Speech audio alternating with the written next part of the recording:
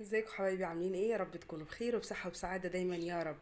وحشتوني. والنهارده جايلكم بحلقة سهل وبسيط بس هنعمل فيه حاجات كتيرة مغذية لولادنا وحبايبنا واطفالنا اللي مش بيحبوا حاجات كتيرة، بيحبوش يشربوا اللبن وبيحبوش ياكلوا البطاطا، ما بيحبوش حاجات كتيرة. او هنعمل لهم الحلة اللي انتوا شايفينه ده مش كريم كراميل بس، احنا ضايفين عليه حاجات كتيرة مغذية لولادنا هياكلوها، ونعملها لهم بطريقة سهلة وبسيطة، وفي أقل من ربع ساعة هتكوني عاملة قدامك الحلى اللي جميل ده اللي بيشهي وطعم خطير، ولا الريحة في منتهى الجمال.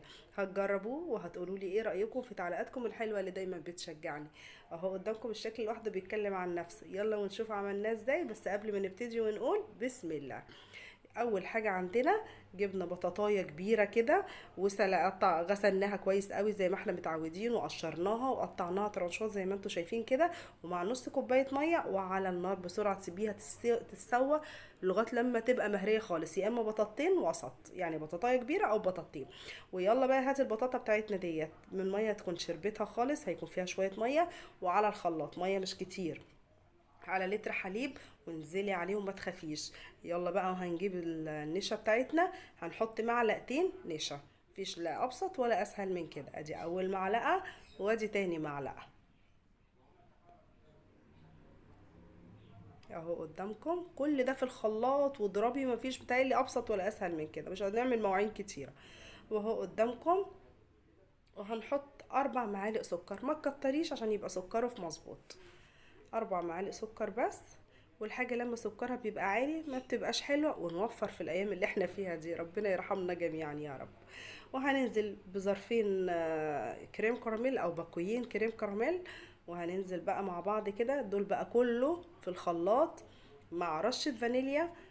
معلش بقى نسيت اوريها لكم رشة فانيليا. وضربنا كل الخليط بتاعنا، وعلى نار هادية ومتوسطة هنفضل نقلب، وايدك فيه ما تشيلهاش خالص لغاية ما تشوفي القوام بقى كريمي.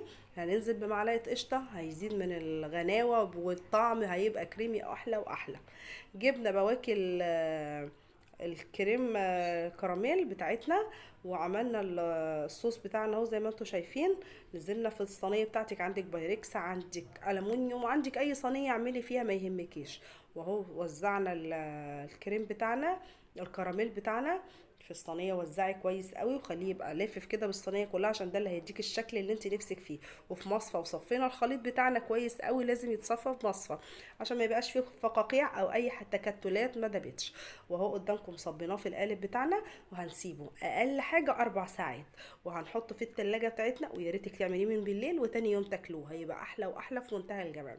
وتاني يوم عدى هو علينا، ورحنا جايبين صينيه اكبر، وهنعمل له حمام ميه مغليه، وهننزل بيه عشان نضمن ان هو يفك من القالب. وحركي بسيط قوي كده لغايه لما تحسي ان هو اتحرك معاكي. ميه مغليه عشان تضمني انه يتقلب معاكي بكل سهوله. وجبنا الطبق اللي احنا هنقدم فيه وقلبنا الصينيه بتاعتنا. الشكل لوحده خطير، ولا الطعم في منتهى الجمال. هتجربوه وهتقولوا لي ايه رأيكم في تعليقاتكم الحلوة اللي بتشجعني. حاجة مغذية وجميلة وسهلة وبسيطة. تخيل البطاطا موجودة في بيوتنا كلها اليومين دول. يا رب دايما اكون عند حسن ظنكم واكون فايدة ونافعة عليكم. وما تنسونيش بأحلى حاجة منكم الدعوة. والسلام عليكم ورحمة الله وبركاته.